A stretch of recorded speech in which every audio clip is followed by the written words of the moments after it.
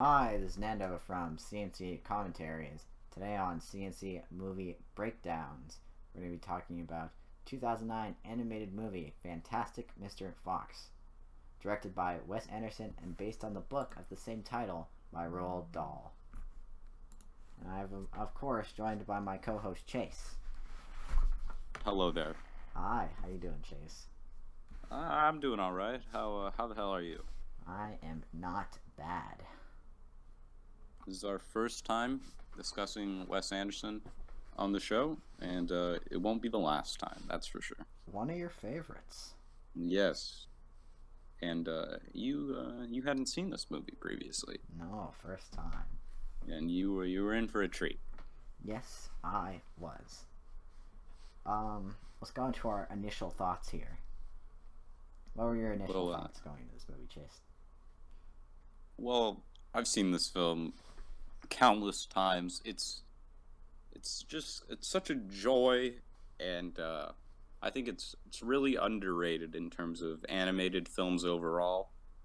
And I just think what Wes Anderson is able to do with stop motion and how he is able to do new things with it's crazy.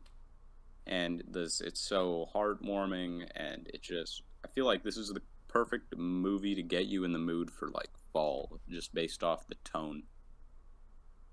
Hmm. What did you think on Uh, your first watch? well, as I said earlier, this is my first time watching this movie. And, And this is only your second Wes Anderson film you've seen, right? yep, only my second Wes Anderson movie. And, it was certainly interesting. I liked my first Wes Anderson movie. I like the direction. I especially like how he shoots. He's like the master of symmetry, which I appreciate. And I like this is a stop animation movie. I like stop animation, and I liked this Stop movie. animation or stop motion? Stop motion. So I like stop motion movies. They're very interesting, and I liked all the voice performances in this movie. George Clooney and Meryl Streep did a pretty good job, and I think they're great. I think this movie's pretty good. It was a pleasant experience overall. Uh, well, I of course agree wholeheartedly.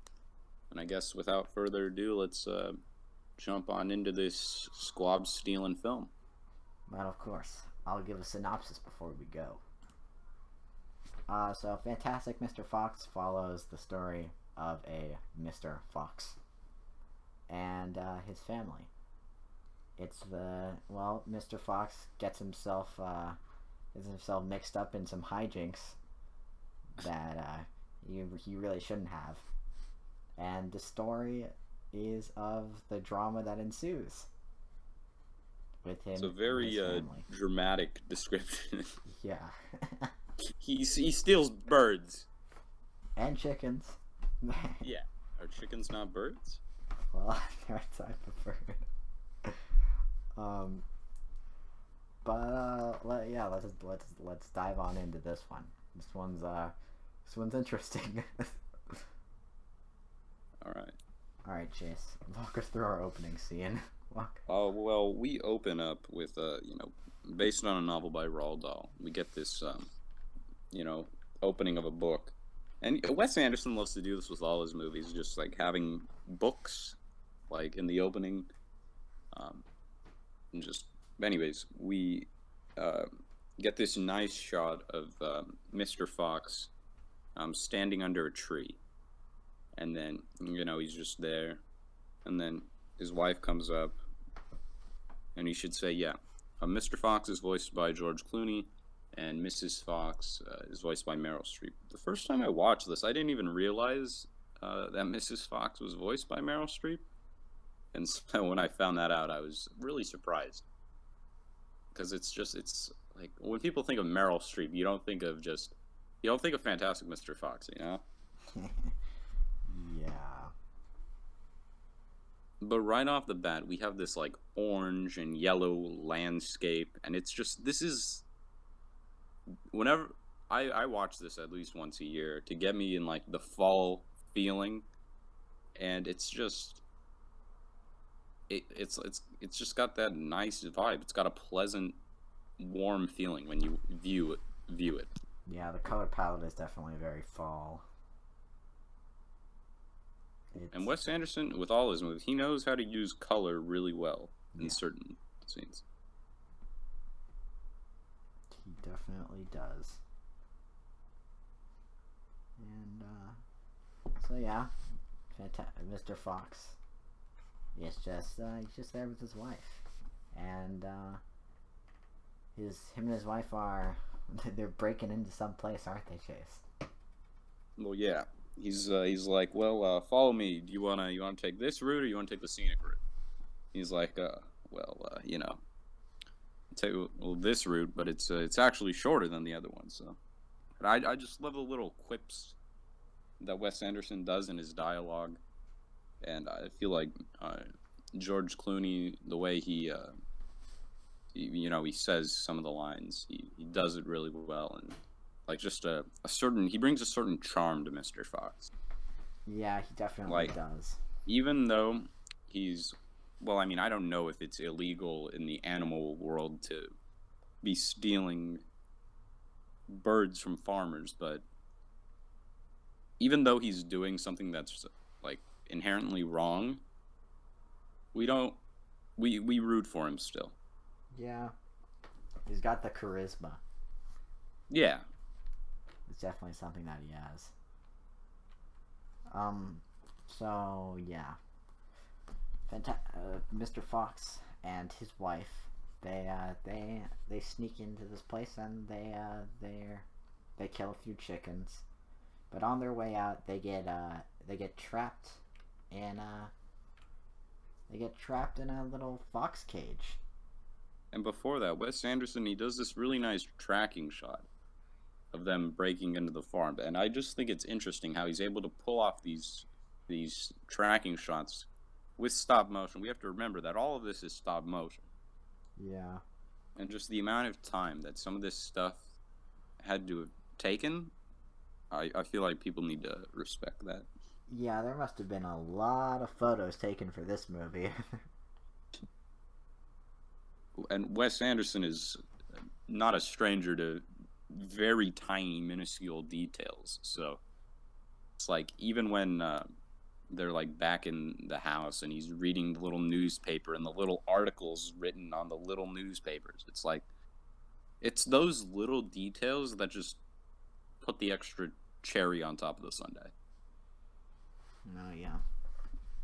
So they have like the fox trap on them. They're stuck in a cage, and you hear like Miss Fox starting to panic a little, and eventually she tells him that she's pregnant, and she makes him promise that they're gonna find a new line of work, or that he's gonna find a new line of work. Yeah. Because this one's a little bit too dangerous. And we get these close-ups on them, and then he's like, you're glowing, and then like the puppet changes to like a more like waxy type of figure, and it's real neat stuff you wouldn't be able to do with like any other type of medium. It's like I love it so much. Yeah. Then we cut to a little bit in the future, and we find out that Mr. Fox is he's moved his family into like a little hole in the ground, and they have a son now, named Ash, voiced by Jason Schwartzman, and we find out that Mr. Fox is he's writing a column in the newspaper. Yeah, he's a newspaper columnist. Yeah, he's a newspaper man. And we get this really nice shot. They're Mr. Fox is having breakfast, and his wife is like bustling around, and we have this really like nice dialogue between them. And Yeah. also, And what I, or you go. or also his son walks into the room, and his son doesn't want to go to school, and I really like the son's like. I really like his lines. Definitely has some nice ones. Like he walks in and he asks his mom like, "Oh, I'm sick, I can't go." Then he keeps trying to make up excuses and it just doesn't work. It's great. I like him. Yeah, and I love how from like his very introduction, we see him with his cape, and like like the comic book later that he's reading, it's like the parallels. Yeah. And we, like you said, we get this nice exchange between Mr. and Mrs. Fox, and then Mr. Fox is talking about like he wants to live somewhere else. He wants to do more with his life. His father lived at this age, and he's almost to that age, and so he just wants to do something. He doesn't want to die poor or feeling poor. I don't even know if that's yeah, but he just wants to do something. Yeah. And then I love right at the end of that, after they're done talking, he eats the bread, he eats the food, and he just nibbles it all up like real fast, like an animal. Yeah. And this is what reminds us that these are wild animals. Like even though they're acting, they're still acting civilized, and they're like they are still wild animals, and he uses this leverage later to bring the most out of everybody later on to work together. Yeah. So yeah, he tells his wife that he doesn't want to live in this hole and that he doesn't want to feel poor, right? So he goes out to look for a new place to live. Mm-hmm. And we cut to this scene where him and I guess like, what is it, a weasel? I believe that's the badger. Yeah, a badger is like a real estate worker, and he's like guiding him through this house, and he's telling. And of course, since it's a Wes Anderson film, you can't not have Bill Murray. Badger is voiced by Bill Murray. Badger is voiced by Bill Murray. The great Bill Murray. And then we're also introduced to another character. It's a possum. Or we should talk on the scene between Badger and Mr. Fox. Oh yeah. Because Badger's trying to. He's like, I wouldn't recommend it. Not in this neighborhood. Not with these prices right now. I just wouldn't recommend it. And Mr. Fox is like, no, I want to get this place. It looks nice. And then there's this great scene where they're arguing, and then instead of swearing, it's like, you cussing at me? You cussing at me? Are you cussing at me? And then they start growling and hissing at each other, and it's just another reminder that these are animals. Yeah. Also, the badger gives us a rundown on 3 human companies. Yes. Now these. And this is very important. This will come in later.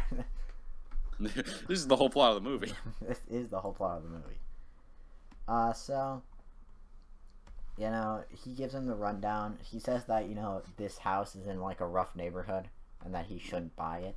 And he gives him the rundown. He's like, this tree is like right next to these 3 human companies, and all 3 of them are equipped to kill foxes, and they will.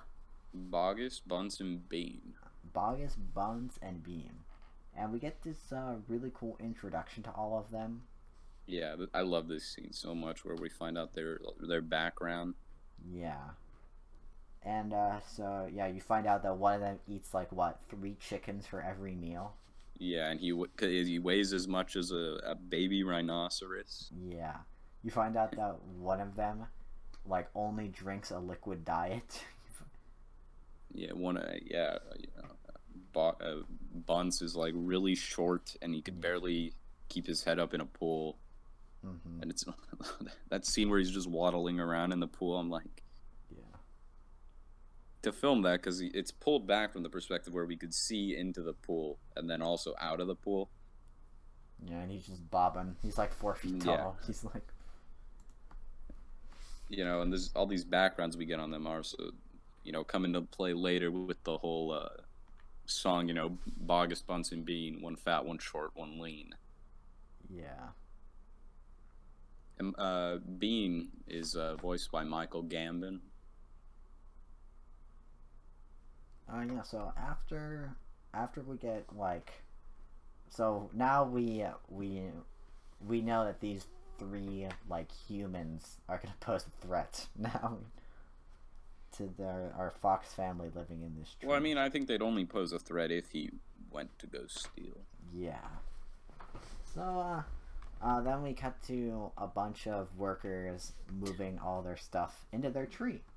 This is one of my favorite little moments with the squirrels. Yeah. And they're like, "Hey, no, you do that. No, not like that. Okay, raise that up like this. Hey, use your back. Come on."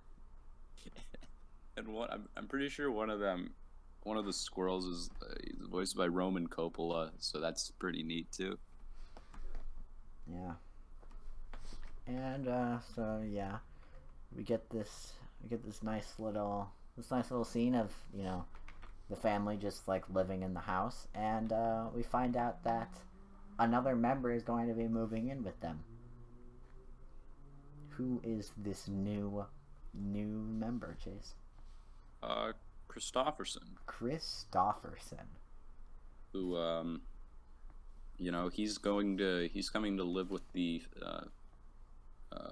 Mr. Fox and family because his dad has double pneumonia. Yeah. And is sick.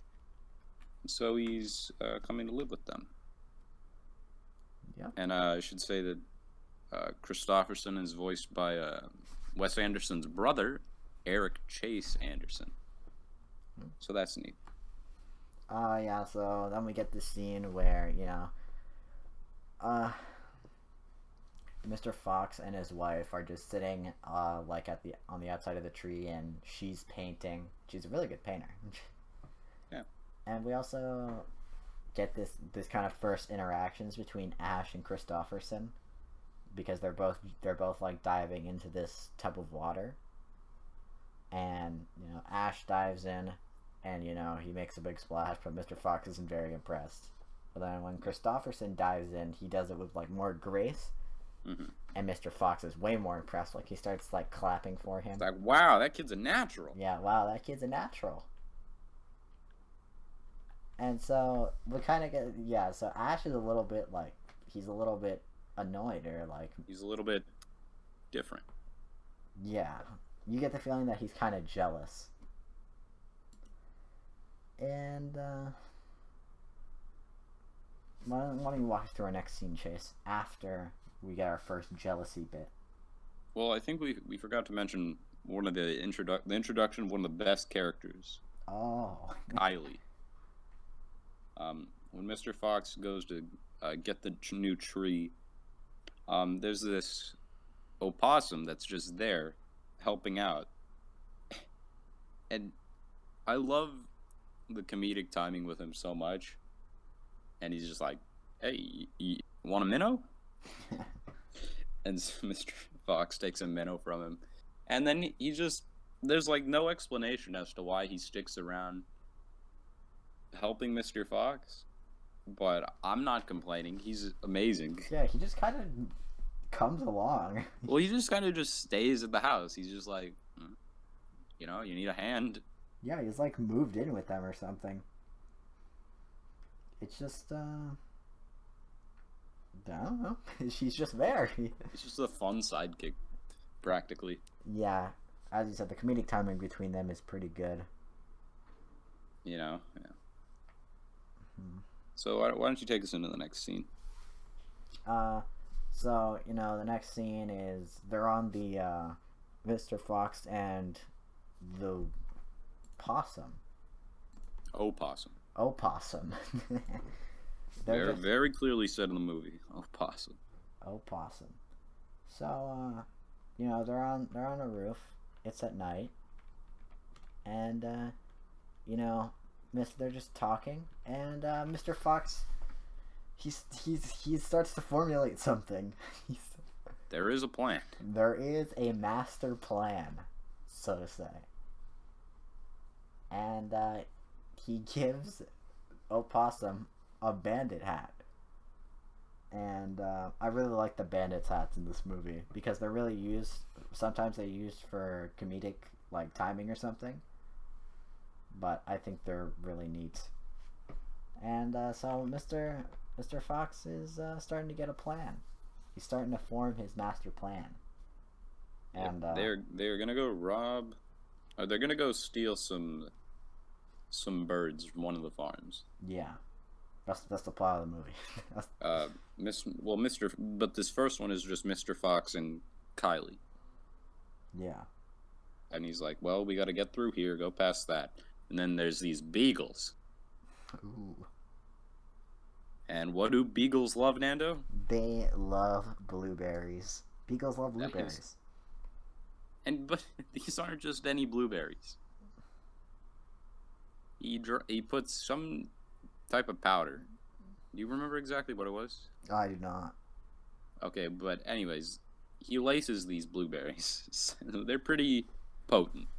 Yeah, they're pretty... He's like, this is enough to like knock out a elephant or something. Yeah.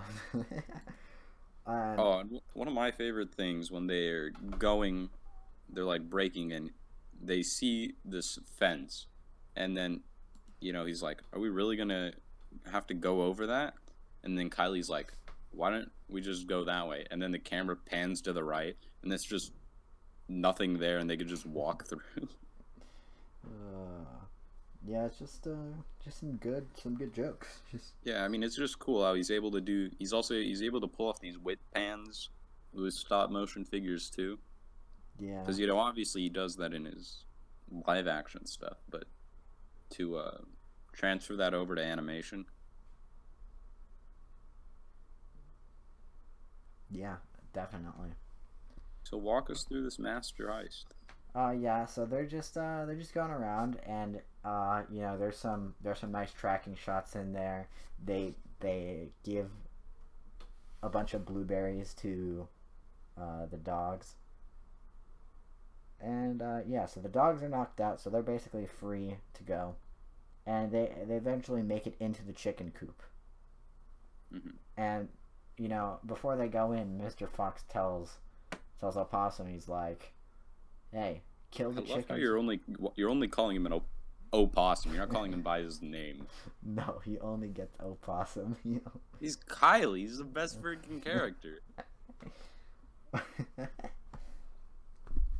So he tells Kylie he tells him to kill the chickens with one bite. Yeah. One bite. And so Mr. Fox manages to get like 3 chickens with one bite, and Kylie is like trying to nibble, or he's trying to bite into this chicken's neck. But yeah, and he's like, my teeth were made for this. Yeah, he's like, my teeth are different than yours. And it's those little interactions, man, that get me. Yeah. Every time I watch this. And eventually they get out with the chickens, and they disable even more beagles with more blueberries. But as soon as they're at the fence again, the lights turn on, and I think like an alarm goes off. They gotta get running.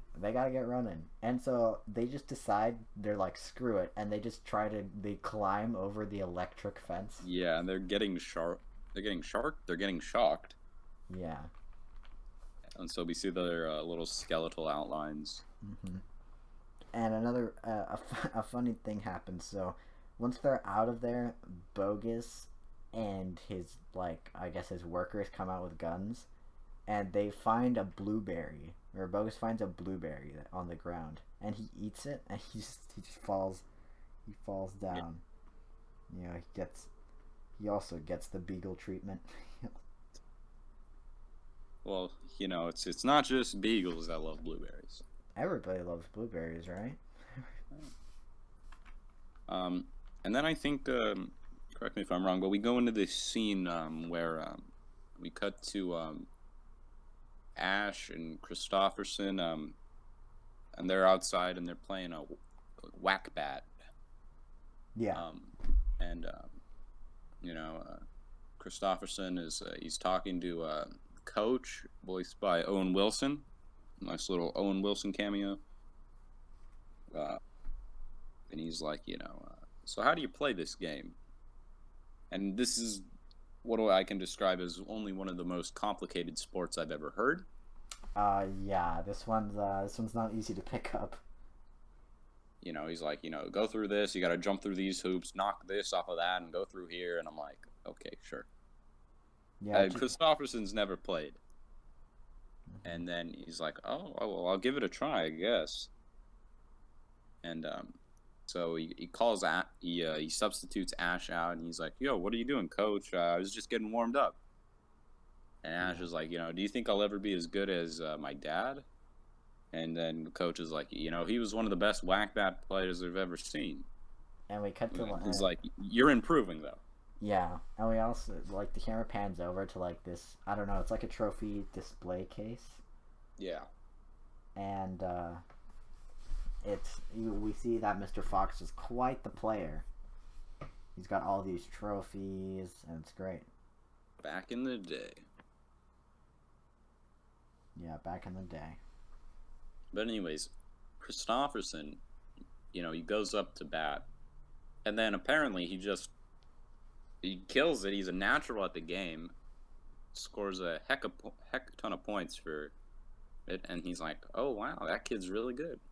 He's like, I can see that he's related to your father. And then Ash is like, yeah, not by blood though. It comes from my mother's side. And so he's like, oh. And so that probably pisses off Ash a bit more. I think we also skipped over the scene where Ash and Christopherson are in school. Oh, well, yeah, I mean, that's just like, that's just more of Ash getting annoyed with Christopherson. Yeah, throughout this whole movie, there's like, throughout the majority of this movie, there are these scenes where Ash gets really jealous and like annoyed with Christopherson. I mean, that's the thing. It's just jealousy, really, and the fact that it's a new person in the space. And just because like Christopherson is like better at everything than Ash. I should say there's this like semi-love interest with Christopherson named Agnes, but it doesn't really. I feel like they don't really do anything with her. Yeah, I don't really understand her place in the movie. And like, I mean, it's not really a spoiler, but she's in the end scene, dancing with all of them in the supermarket. I'm like, does she really deserve to be there? She's like just shows up here and there for bit scenes. If you cut her out of the movie, nothing really changes. Yeah. And I felt just kind of thrown in, really. Yeah, it doesn't really make sense. But yeah, she's kind of just shoehorned in, like you said.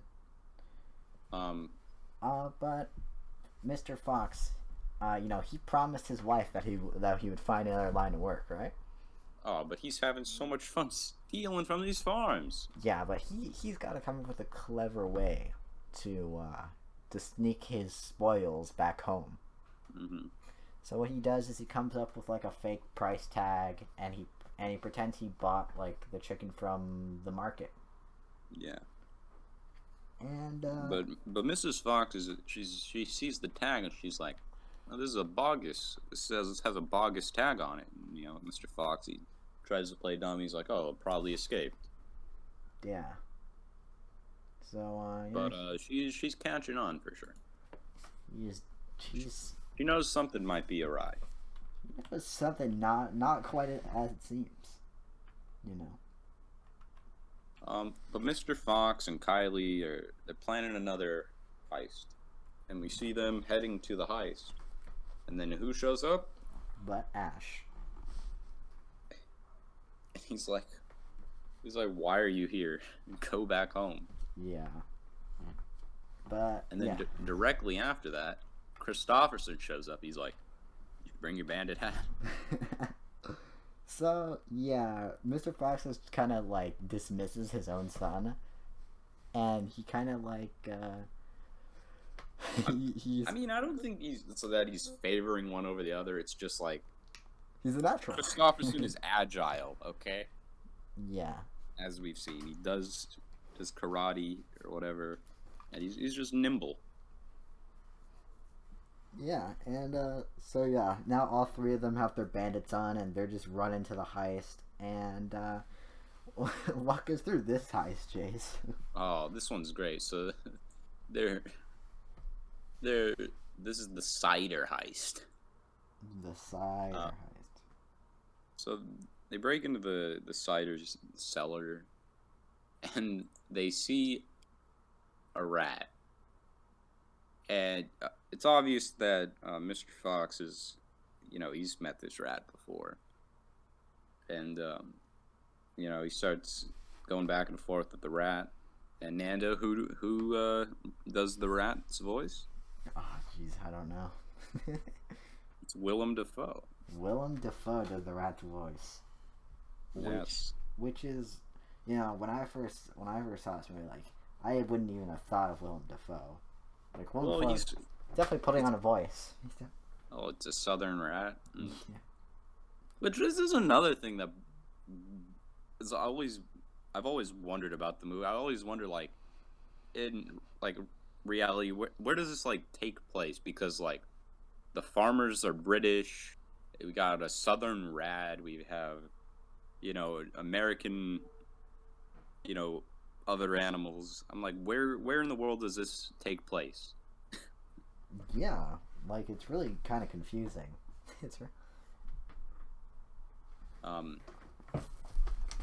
But yeah, the great Willem Dafoe shows up as this rat, and he's like, here I am drinking this cider. I don't take kindly to people breaking in here. Mm-hmm. But him and Kylie, they just want to steal some of this alcoholic cider. And then Bean's wife walks into the cellar to get some bottles, and so they have to hide. Yeah, she's kind of terrifying. Yeah, her and Bean's kid are probably the scariest figures in the movie. Yeah, they just and don't unintentionally really scary. They just don't really look human. Yeah, there's just something about their face or lack of expression that's off. But so they have to hide, and Mr. Fox hides behind one of the bottles, and Bean and his wife are talking. He's like, "How many bottles do you want?" And he's like, 3. And he's like, No. I think 2 is plenty for you. Yeah. And Mr. Fox is like in the shape of a bottle, basically. Mm-hmm. And it's just, it's the way it's shot. Like doing that with the models is must have been great. difficult. Oh, I can only imagine how many different like models and puppets they actually had to make for this film. Yeah, that must have been very difficult for them. But yeah, they get away with some cider. And then they have to run back home. Yeah. But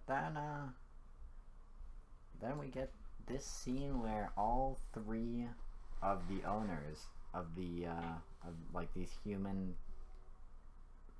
companies that have been stolen from, or at least 2 of them have.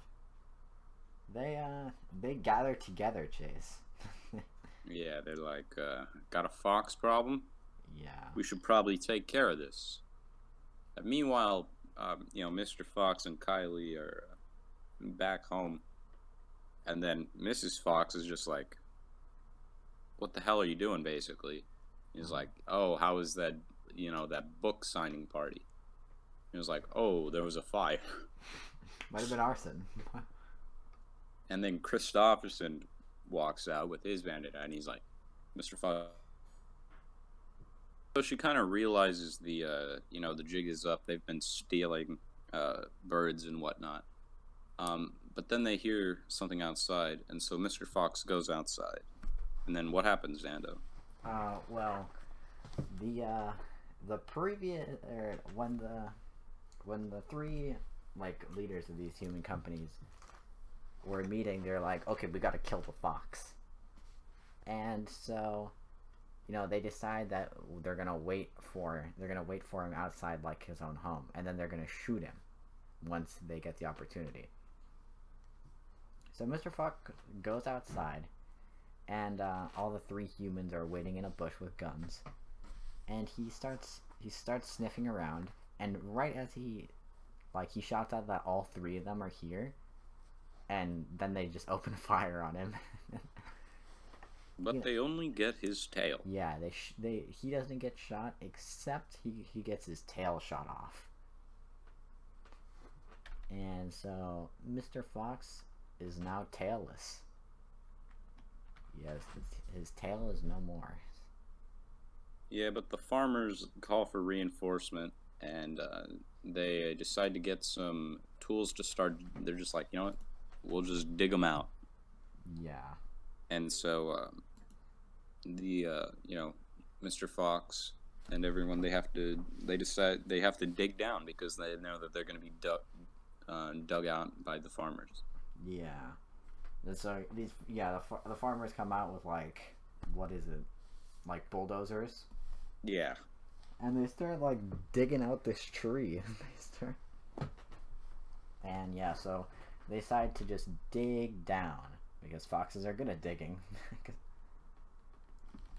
So they're digging down. They're trying to escape the bulldozers. And they just dig down. They like hollow out a little area for themselves. And so they just try to like settle down for a little bit to try to plan out what their next move is or something. And we get this little interaction between Ash and Christopherson. Well, why don't you tell us about that? They're all down there in the hole, and it's kind of it's Mr. and Mrs. Fox have an interaction with each other where she's like, I told you to stop, and now you've gotten us into this mess again, and it's just like, you gotta listen to me. And basically, as they're doing, they hear a crackling, and it's the other animals like Badger and all them, and they're like, oh, well, we've come to help. Yeah. And then they just keep digging more. They just keep digging. And they're like, we have to dig in this specific pattern, and da-da-da-da-da. And it plops them out under each farm. Yeah. So, like, they managed to... Mr. Fox manages... I don't know how he did it, but he, like, somehow calculated... He somehow had the layout of the entire land. And... Yeah, but he somehow calculated the route they would have to take to get underneath all these farms. And so yeah, they get under. What do they hit? They get under everything basically. Yeah. They go to like the boggest farm first, and all of them are helping themselves to any bird they want. Yeah, so they basically get off with like a ton of chickens, a ton of cider. They basically get off with everything. A ton of squabs. Yeah. Just whatever. Yeah, whatever they want. Mm-hmm.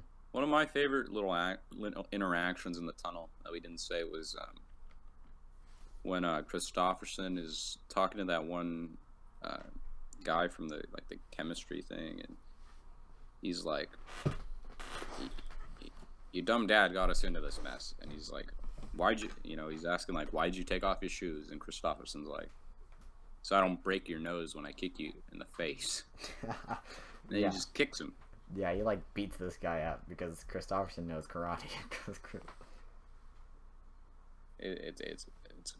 Yeah, I really like Christopherson in this movie because, you kind of get the feeling that he's sheltered. Like he does things that Ash considers like strange or weird, like meditate. But you know, he's still you know, like he knows how to do things. Like he knows karate. He's pretty smart. And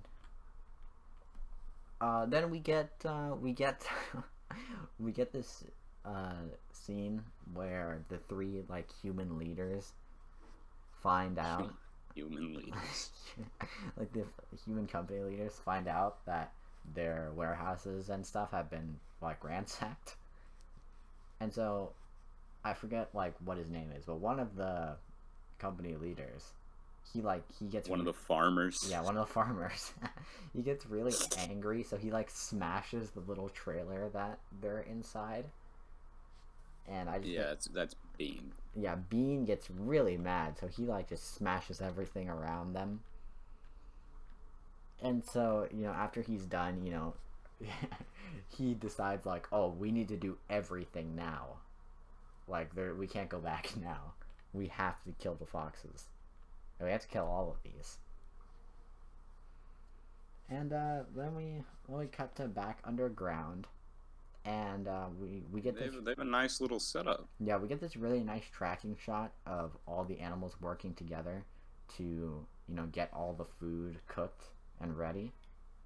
Yeah, just they have a nice meal ready. Yeah, so they have this like it's like a feast. There's so much food. My favorite little shot is just the mole playing piano. Yeah. And we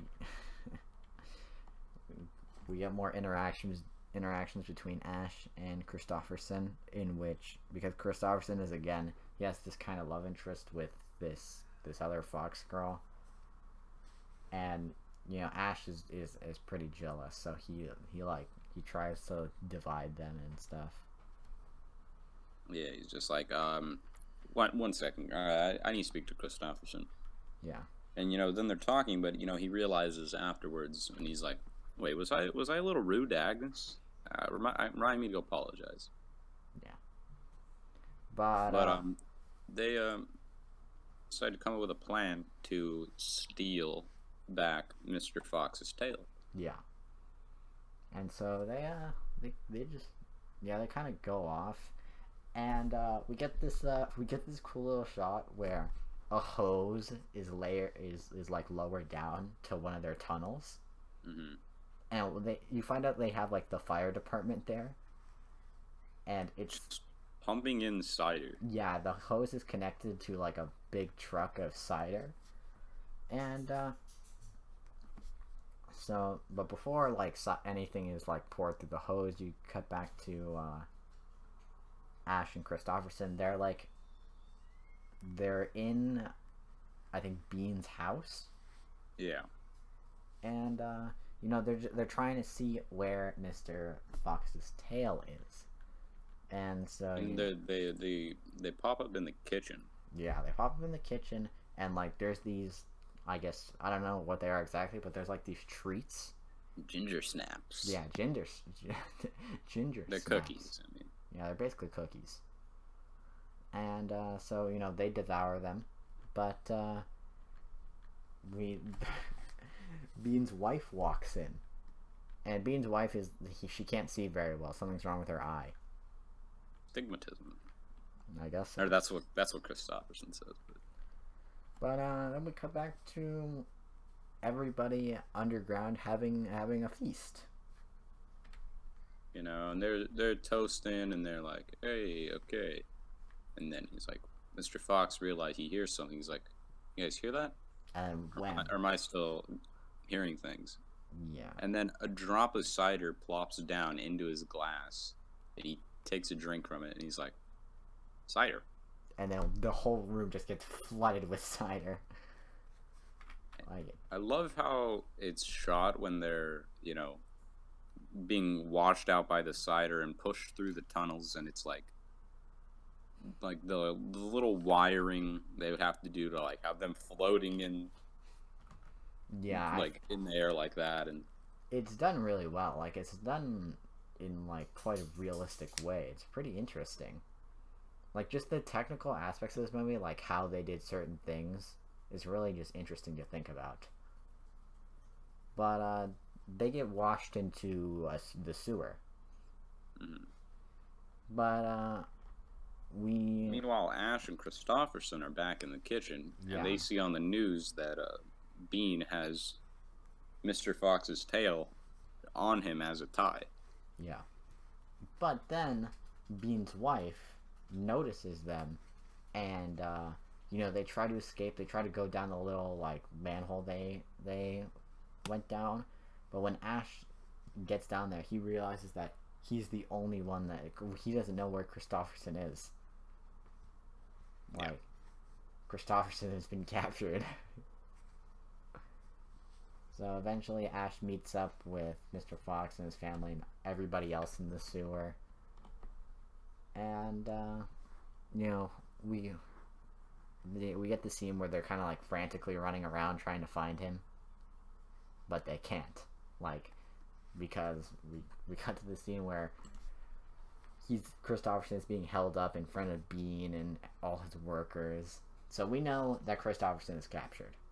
Mm-hmm. Like, meanwhile, all these animals, they're down here in like the sewers, and they're, they've been washed away, and it's like, now what do we do? yeah. And there's this great shot, this great scene with Mr. and Mrs. Fox again, where there's water flowing behind them, and I just love that visual of the two of them and the water flowing behind them.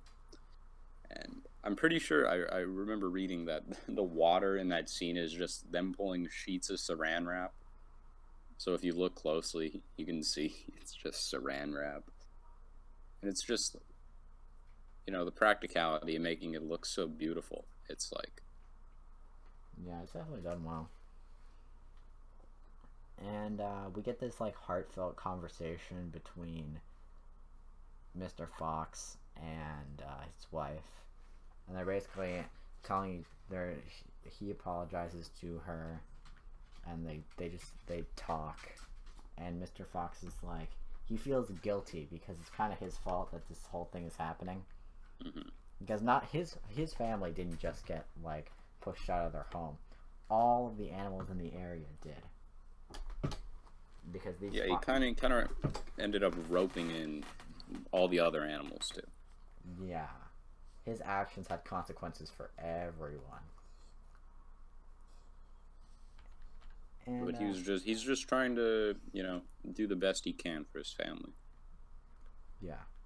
And it's very apparent that he loves his wife, he loves his kids, he loves his his nephew. Yeah, he's trying to fix the situation. And then we cut to another heartfelt conversation between Mr. Fox and his son. Because throughout this movie, Mr. Fox has been kind of almost dismissive towards his son. Yeah. And so he has this conversation with his son, and he tells his son that he's proud of him, and he tells the story of how he found out that his wife was pregnant. Mm-hmm. And then in dire times, all they had to do was dig, and they just dug. And then fucking Rat pops back up with a knife. Yeah, he just shows up again. And he's trying to cause problems, and there's a ransom letter he delivers. And I love how they're like, why did they cut out letters trying to hide their identity if we already know who they are and what they look like? Yeah, it's kind of like they have no reason to cut out letters from magazines. They just kind of do it. And so we find out that they're willing to exchange Mr. Fox for Christopherson. Mm-hmm. And so Mr. Fox is like... they think it's his son. They don't realize they got the wrong kid. Yeah, they didn't realize that they got his nephew, not his son. But, yeah, so... the rat finds this out. And he tries to grab Ash. But then Mr. Fox comes back, and he gets into a fight with the rat, and the rat ends up dying in the fight. Yeah, Mr. Fox just murders the rat. I mean, it was self-defense. He was trying to kidnap his son. Well, I know it. But And I yeah, love how it's shot when they're fighting with the flashes of light, and then it just shows them midair. yeah. And then So they just, but they give him a peaceful send off. They float it. They give him some last drinks of cider, and then they float his body down the water. Yeah. So he went out. He went out all right. He went out drinking what he loved, cider. And then Mr. Fox, he tries to rally everyone together. He's like, okay, we need to save Christopherson. Yeah, he forms a master plan, if you will. Again, another one. Another one. Master Plan 2, Electric Boogaloo. That's gonna be the name of your autobiography. So yeah, he also there's this really good line, because now that he has an idea for a master plan, he comes back and he's like, my suicide mission has been canceled. It's just little quips here and there that really make this movie for me. Yeah, and we haven't even touched on his little trademark of the whistle and the click. Yeah. Yeah, it's just and that's also a way of making him stand out and memorable in a way. Yeah, it's what makes him fantastic, if I say. Oh, I see what you did there. Yeah. So yeah, Mrs. Fox draws out she paints like a map of the area, and yeah, I'm surprised she's able to do that so quickly. Yeah, like she's got to be like the master painter here, because she does that so quickly.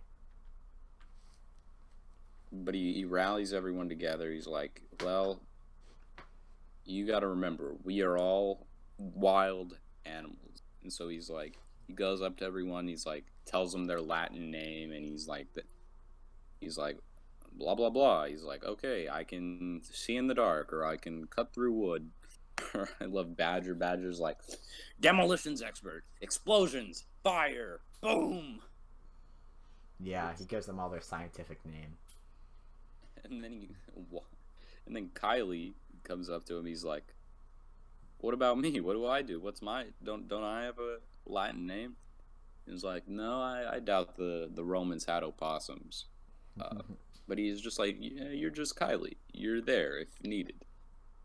You got to be available. Yeah, you're available. And Ash, he like takes the kids together and puts them to work. Yeah. And then we get this old standoff between Bean and the animals. Yeah, and so we get these really cool shots of a bunch the three companies' combined workforce, and they're all armed to the teeth.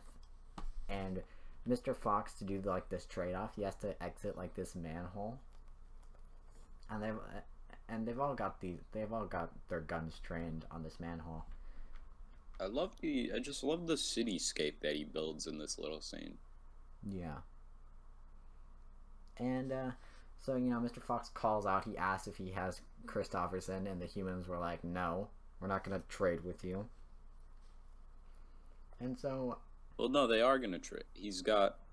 They pretend like they have the kid, but it's just a recording. Oh yeah, and Mr. Fox sees right through it. Like, that doesn't sound like him at all. Yeah. And then he fires basically these acorns that are on fire. Yeah. And they just explode everywhere. So yeah, burning down the town. They set fire to everything, and that distracts everybody, because can't really function if your town's on fire. Depends. And so everywhere goes up in flames, but him and Kylie are able to escape on this motorcycle that just happens to be there It's like with fox size too. It's like Yeah. Well, there's a motorcycle, and then right behind it is a smaller one of the exact same. And I can only imagine this is intentional, but it it looks very much like Wes Anderson did a short film later on called Castello like Calvacanti or something. I don't know how to pronounce it. I'm not Italian, but it looks very similar to that. yeah. But this came before that, so I just think that's interesting. And so yeah, they take this motorcycle and they ride it into Bean, like his actual like warehouse or something. And you know it's him, Kylie, and Ash. And you know they're trying to sneak in, but they run into a rabid dog. Oh yes, they've heard stories about this dog. Yeah, they've heard stories like this dog messes people up. Kylie's like, why is the dog drooling? Got rabies.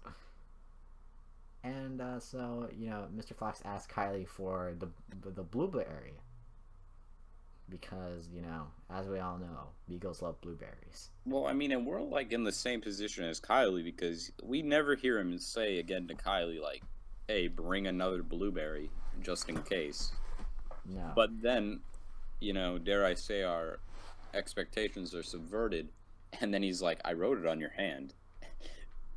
And then, lo and behold, on Kylie's hand, it's like blueberry in big blue letters with tons of arrows pointing at it. Like, oh well, I guess I didn't see that. Yeah.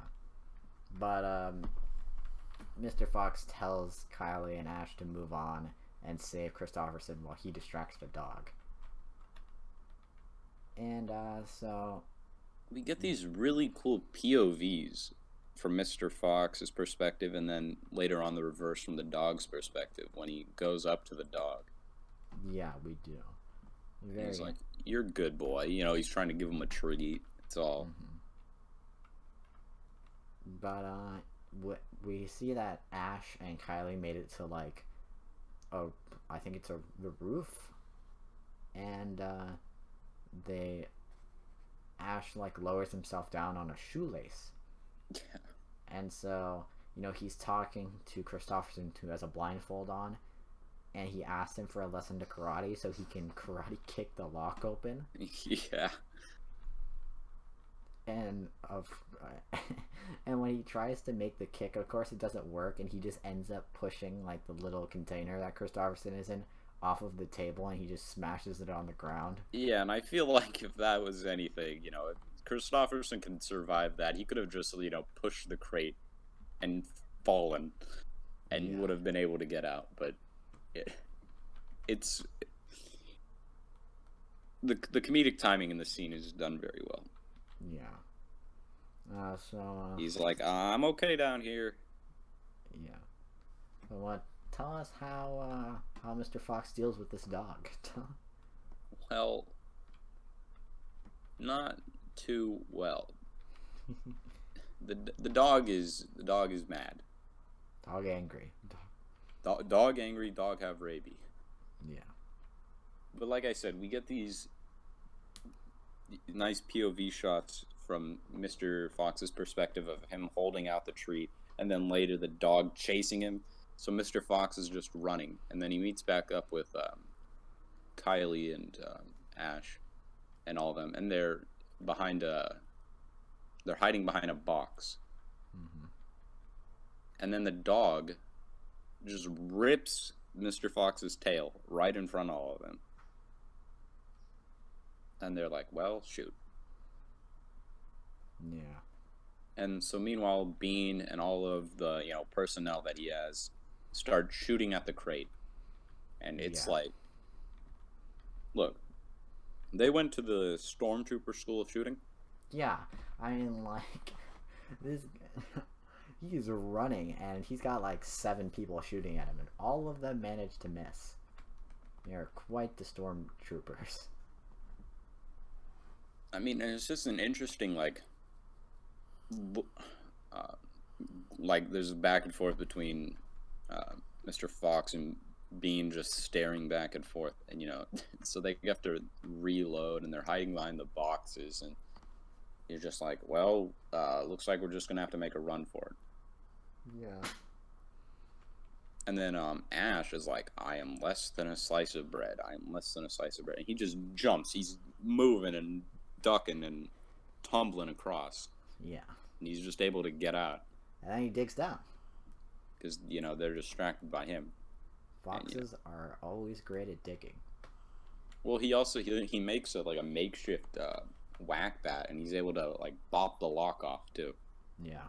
So it's also like, hey, I wasn't able to do this earlier, but now look at me. Progression. Character development. And so the angry dog comes out of the gate and he starts mauling everybody down.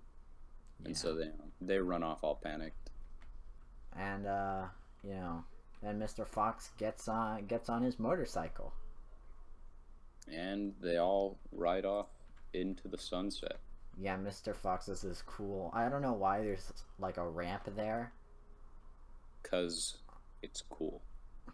But Mr. Fox goes up the ramp and he's flies over the gate, and eventually they're riding off, him, Christopherson, and he's just everyone. He manages to escape with everybody, but then they pass this black wolf. Mm-hmm. And earlier on, it was said that Mr. Fox had a phobia of wolves. Yeah. And, well, not a phobia, he was just afraid of them, as he says. But then there's this nice, touching moment between the two of them where, they can't really understand each other. He's like, do you speak English, French? What's going on? He's like, you think we're in for a long winter?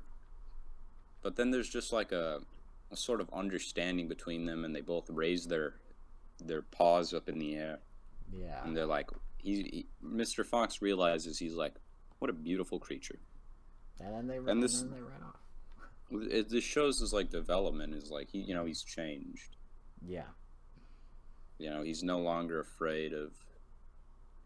He's become his own person now. Yeah. So to say. And so we cut to a couple.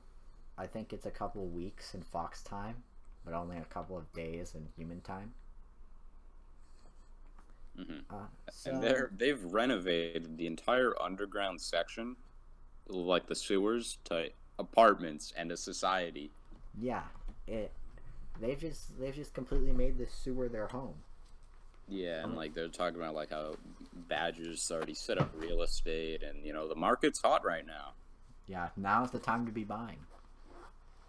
And we also find out that the farmers are still waiting outside, the manhole. They're still waiting for Mr. Fox.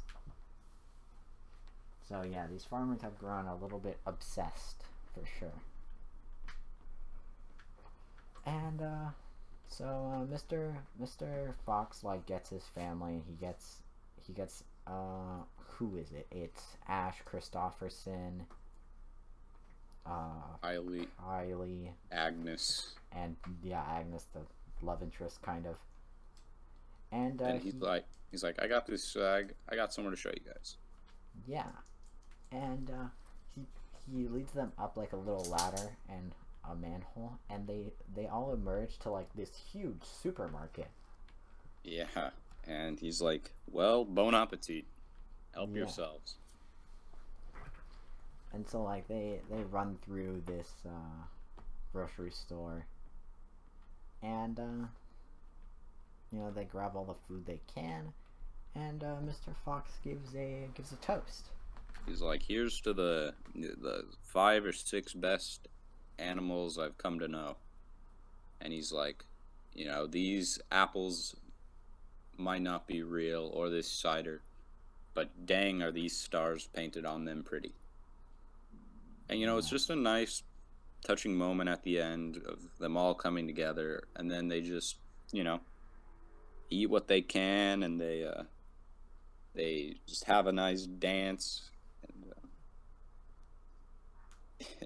Kylie comes up with his own little catchphrase, trademark.